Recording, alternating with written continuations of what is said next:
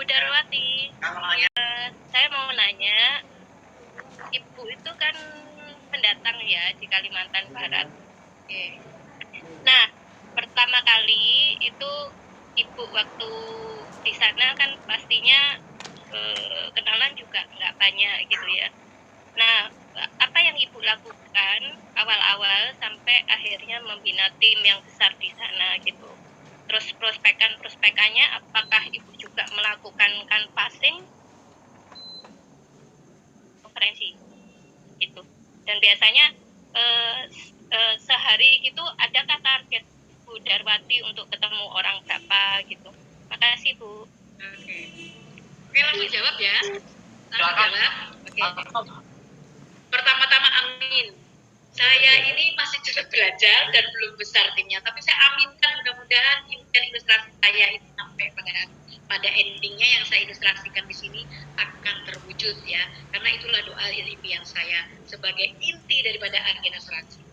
Nah, pertama kalau pertanyaan Mbak tadi, kan saya orang baru, istilahnya orang pendatang bukan baru ya, saya sudah lama di Kalimantan Barat ini.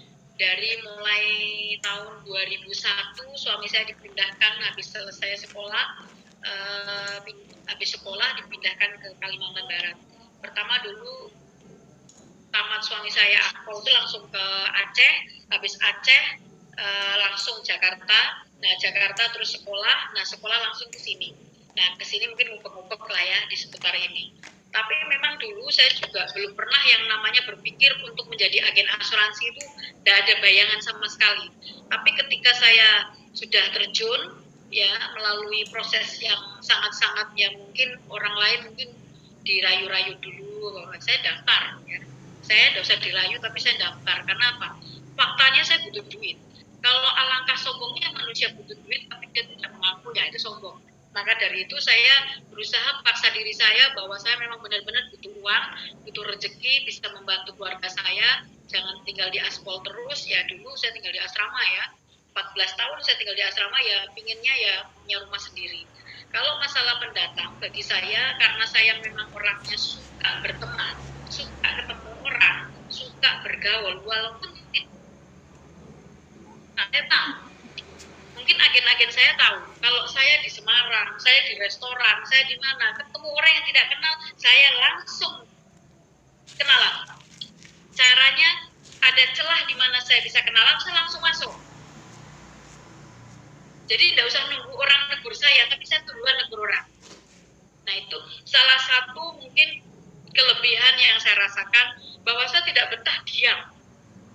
Saya tidak betah diam jaim, walaupun misalnya pakai baju bayangkari terus nggak mau negur orang lewat atau tukang sapu atau yang saya kenal tukang rumput, kalau saya lihat tetap saya tegur duluan, bang kayak gitu. Nah dari situlah mungkin karena kebiasaan ya, jadi dibawa-bawa sampai kemana-mana. Jadi walaupun saya di Kalimantan itu pendatang, saya berusaha untuk mencari lingkungan saya ini selain di Polri, di mana lagi saya bisa prospek.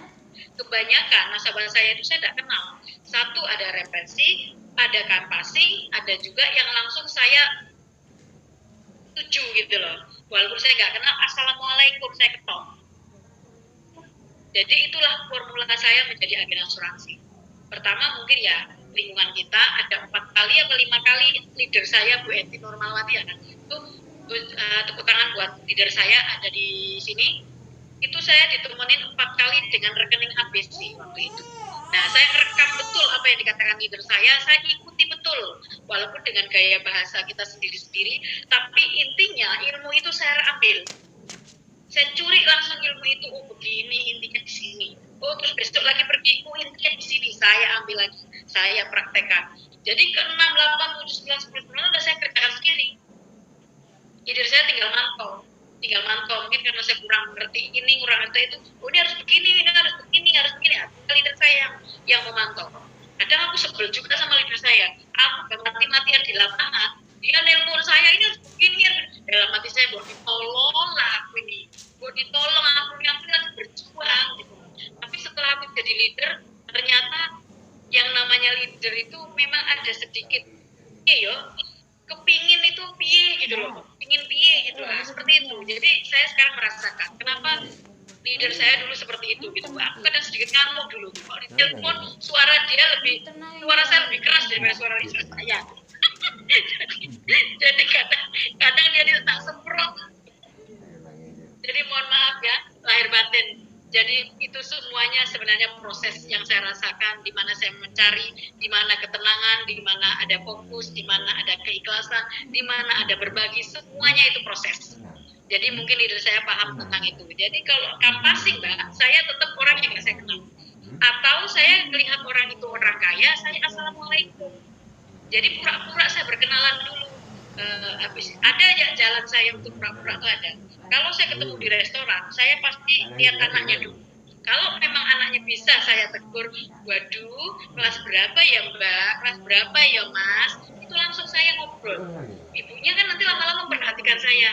Oh, kelas 2 Bu, oh maaf Bu, saya ngobrol. Ya boleh Bu, tanya. Maaf Ibu dari mana? Akhirnya saya ditanya. Nah itu yang saya harapkan. Setelah saya negur, terus saya ditanya saya dari mana, siapa saya, itu paling senang saya. Itu yang saya tunggu-tunggu. Nah itulah yang saya rasakan sebagai pendatang di sini, dimanapun saya berada, dimanapun suami saya ditugaskan, saya tetap mencari tahu lahan-lahan mana yang bisa saya prospek. Tetap saya pergi Bu, saya tidak nunggu ditegur orang atau nunggu saya diantarin makanan orang, saya ngantar duluan, biar saya kenal orang. Nah itulah memberi awalnya supaya kita juga ya orang perhatian sama, jangan menuduh kita sendiri cuek, tidak mau memperhatikan orang.